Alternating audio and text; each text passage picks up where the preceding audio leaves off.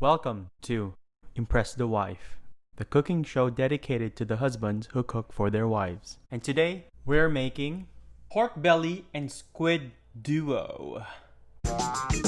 You're in for a treat. Join me as I push myself to the limits of discovering and mastering the secrets of the kitchen and to ultimately impress the wife.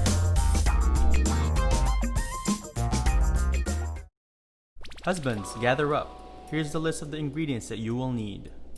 Okay, backstory. Back in 2017, my wife and I were living in San Francisco and I was working at a Thai restaurant. We had these on the menu and the first time I tried it, I was blown away by the combination of flavors. The sweet and salty pork complemented the tangy baby squid. Today, I am adding my own twist to these marvelous dishes. We'll start with the pork, very straightforward. Make a caramel out of the sugar. Add a cup or two of water to loosen it up.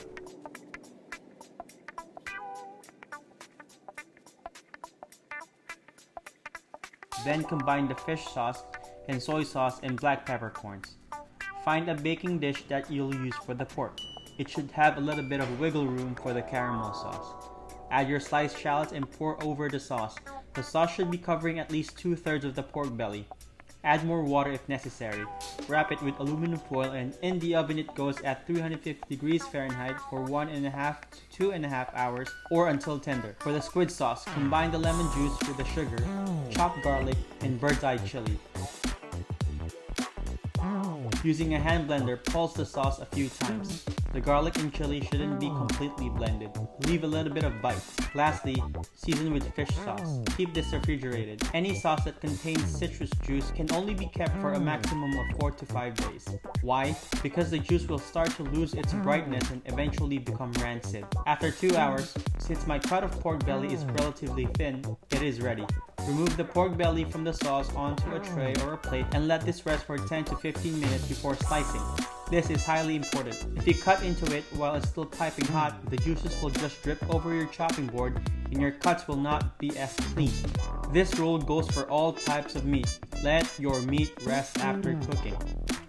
Next, strain the sauce directly to a pot and place it on top of an ice water bath to solidify the fat. We need to get rid of the excess oil from the sauce if you are planning to consume this within the same day that you cooked it. Or, you can definitely rest the belly and sauce in the fridge for 2 to 3 days.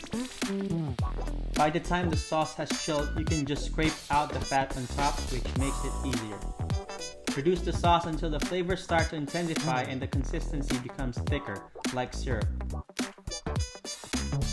Be careful when reducing the sauce as it can have a burnt flavor if left for too long. It should be salty and sweet.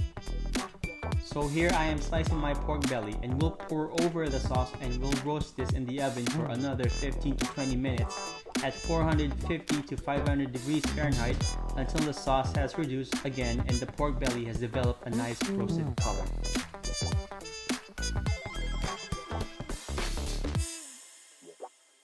Critical detail: do not open the oven. The skin on the pork belly could explode and hit you in the face, eyes, or arms and cause serious injury. If the pork belly is ready, turn the oven off and let it rest for 5 minutes until you don't hear any more popping sound. Moving on, you can use a regular sized squid if you can't find baby squid.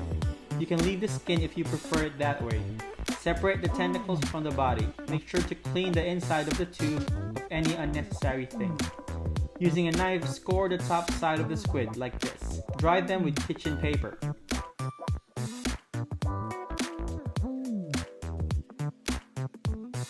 Now for searing, find a pot that has a very flat bottom. I made this mistake on this video.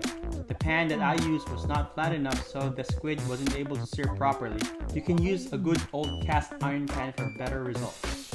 Your chosen pan should be really hot because A, you need to get a good sear, B, the squid will only take 30 seconds to a minute to cook, so flash searing on high heat is the only way. By the way, no need to season with salt. The sauce will take over the seasoning. Anyway, once it's done, just scatter on a plate, add your sliced tomatoes, the sauce, then garnish with chopped cashews and cilantro leaves.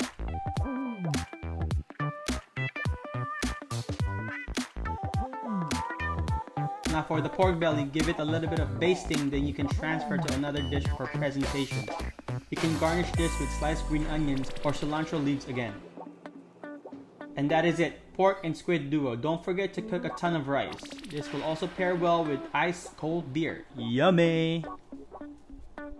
And that is it, folks. Thank you so much for watching this episode. Please give this video a thumbs up. Also, please subscribe to my channel to get notifications on upcoming videos or recipes. Until then, see you next time.